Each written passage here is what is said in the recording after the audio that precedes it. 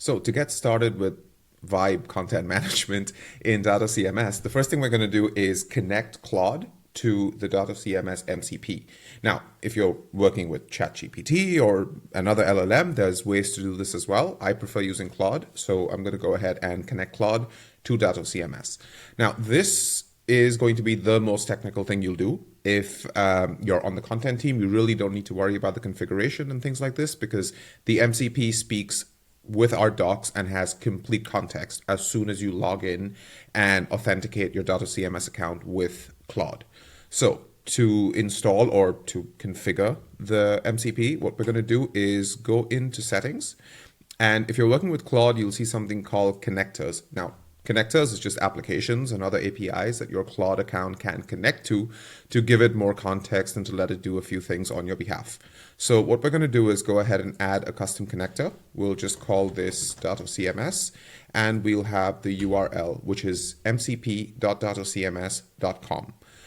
If you can't find this or if you can't remember this, just take a look at the docs and it's very easy to find this URL. So we'll go ahead and add this. And now we've already got our custom connector in place. What I'm going to go ahead and do is connect this. Now, the way it's set up is it's going to let me log into DatoCMS right away. So as soon as I do this, I can give it full access to my projects. So I'm going to go ahead and click authorize. And as soon as I do that, I am now connected to DatoCMS. All right, so now that we've got our connection between DatoCMS and Claude using the DatoCMS MCP, what I'm going to do is show you some of the capabilities of how it fits into our workflows. Now, I have created a brand new project, which I've called MCP Flex, of course. And as you can see, there's no schema, there's no media, and we don't have any plugins installed either. So it's completely blank. Now, we don't necessarily need to focus too much on the schema creation because that's something our engineering team will take care of. But to give you a complete blank canvas kind of experience, what I'm going to do is switch into Claude and I'm going to ask it to, what should we do? I'm going to ask it to create a project for a very simple pizzeria. I mean, we're Italian. And then we'll look into how the content management workflows will come in. We'll also look into how we can use the MCP to interact with the sort of plugins and just do our work for us, essentially. So bear with me while I give it a type. Now, even though we're not going to play with the schema on a day-to-day basis, I still want to walk you through what the creation flow would look like from a brand new project, just to kind of explain the approach the MCP takes. So let's see. This project for MCP Flex. Let's create a brand new schema with models and blocks. Sorry, I talk while I type. Using best practices for a new pizzeria in Berlin. Keep it simple. There's going to be content, but we're not building a complex website. So, sorry. The only reason I want to explain this now, so you already kind of have the context when we're looking at things in the future, is the MCP takes a very systematic approach to working with DatoCMS. It's not just, going to take a bad prompt like mine, because I'm terrible at prompting. It's not going to just take what you throw at it and try to YOLO it into the CMS, right? Every step it takes is very systematically relating to the docs. It's going to make sure it understands how the project works, what sort of instructions it expects, what sorts of validations should be in place, what could be a destructive or a breaking action. Whenever it's not sure, it's always going to refer to the docs, and it's going to work in a sandbox environment. So it's going to test things internally first to create scripts. And only when it's completely confident that everything it's done is what should be in the CMS in the correct format, it's going to go ahead and sort of execute those actions, which is why you might see things moving a bit slow. You might see times where it's second guessing itself, it's doing something, it realizes it's done something incorrectly, and then goes back to change its approach. So you should be confident when, when the command or the execution actually happens, it's very close to what you were expecting. So now I'm going to let it do its thing, and let's listen to some music while the boring stuff is taken care of.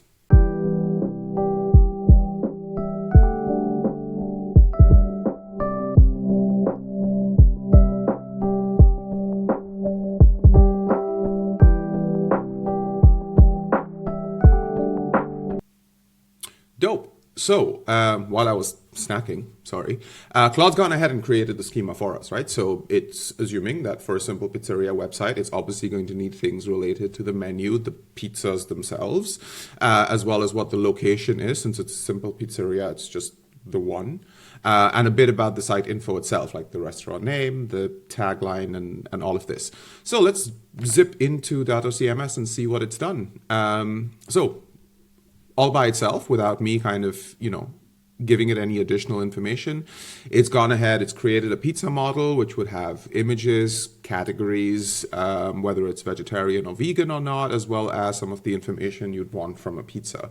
It's also got the location going on using the geo field and the site info, and it's got a block for opening hours. Cool. So we don't need to spend too much time on this, right? I'm just going to assume technically it's all taken care of, just like everything with the schema is something that our devs will handle for us.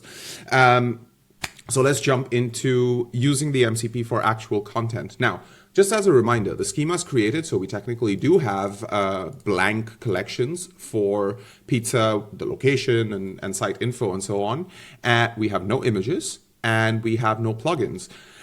I am usually extremely lazy by myself, ask anyone on the team, so I'm just going to have Claude kind of do all of this for me. So if we zip back in, let's think about the approach, right? We're going to need assets. I don't want to go to Unsplash and download them, and I don't want to create content. So, all right, let's do this. All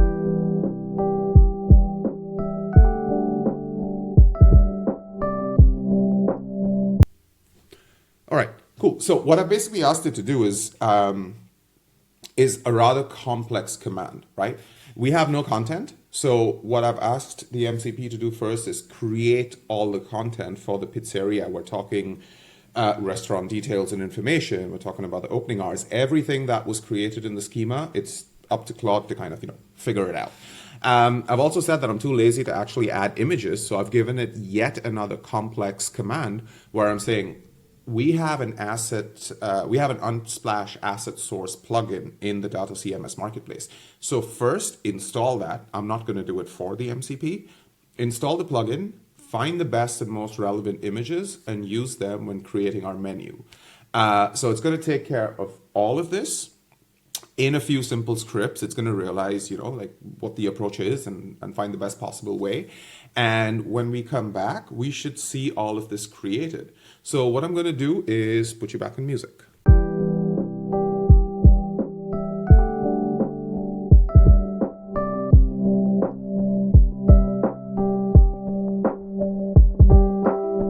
All right, so in the background, what it's basically done, sorry, I kind of skipped away from Claude so we don't have to look at it thinking to itself. It's gone ahead and created the content for us without us kind of touching it whatsoever. So it's gone ahead, it's put the site info, it's put the location. Oh, that's pretty close by.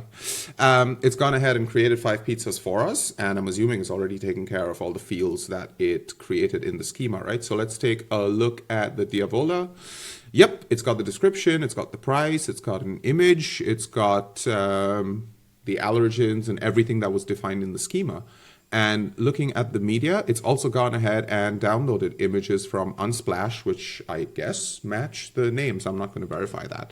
So in terms of creating content, the MCP is really sophisticated in its approach. It really understood what we were looking for. It didn't just go ahead and slap in some lorem ipsum content, right? So that's how easy creating content is using the MCP with your DatoCMS projects. But let's think about another workflow that's pretty common. Okay, this is a pizzeria. It's in Berlin. and all the content is in English. But safe to assume that German and Italian would would be appreciated languages for the website at least, right? We've not created any localizations. If I check into what the schema was, yeah, no, there's nothing in terms of localizations for the schema itself. And even if I go into the configuration, it's still only for London. So a lot of us work with localizations. Let's go ahead and ask Claude to introduce these. All right. So now what the MCP is going to do is it's going to get out of content creation mode first, and it's going to check the API methods needed for locale management. Like we said, right, it always refers to the docs. So it's gone to cross-check what would be needed to kind of establish locales first. Then it's going to go ahead and change the schema to ensure that the fields themselves can be localized. And then it's going to go back into the content it created in English, add the localizations for Italian and German as well. So let's hang around while this happens. Sweet. Now it's already gone ahead and done the localizations as well. So if I switch into the project and look for the margarita, we've got localizations and we've got localized content. Now I'm not going to proofread it because I don't speak Italian. I should be able to do the German bits, but you know, we're not going to get into the whole workflow thing. So all of this looks really, really good. And we've not only managed to create the schema and create content, we've been able to kind of go back and tell Claude exactly what to change and what localizations to add. We've also seen how Claude can interact with the marketplace to install a plugin on our behalf and actually execute actions from the plugin itself, rather than us having to do a sort of hybrid, you know, half manual, half automated workflow. But you know what's really cool? Okay, I'm gonna try and also see if I can just slap on another recording here. So bear with me. The MCP works, I mean, we've connected it using Claude's web UI, right? It also works on mobile. So I'm gonna ask it to, well, I'm also gonna add the recording in here.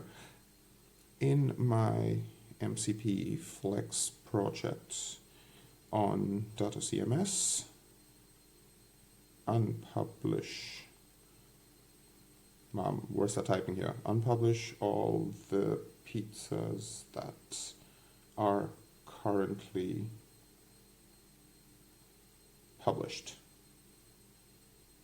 Sweet. So I've just told Claude to, you should see it here. What I've basically done is I realized that Claude created everything on the published state because I hadn't asked it explicitly not to. So I just switched to mobile. Maybe I was away. Maybe someone wrote me on Slack and said that I messed up and I shouldn't have had whatever published. So I just switched to mobile, asked Claude to, you know, change the state of these, and it's going to go run it, find the site ID, found the API key, found the model, draft mode is active because that's the default state. So it's now going to execute a script to change the state. Cool. And just like that, I didn't touch my keyboard. This was all happening on my phone, and everything's moved into a draft state. So it also helps us with workflows and other sort of operations that aren't just to do with content. So there we have it. That's a very quick walkthrough of some of the common use cases we would come across when wanting to interact with the CMS as a content editor. And the MCP kind of takes care of all of these. So if you're keen on kind of, you know, checking out a few more complex use cases or getting more of a technical understanding of how the MCP works and interacts with DatoCMS, I'd recommend definitely checking out the docs, but also maybe having a chat with your engineering team, because they can also use it along with Claude skills to do all sorts of complex operations with other plugins, with your schema, with environments, and just make it a breeze to work with the DatoCMS project in a whole new way.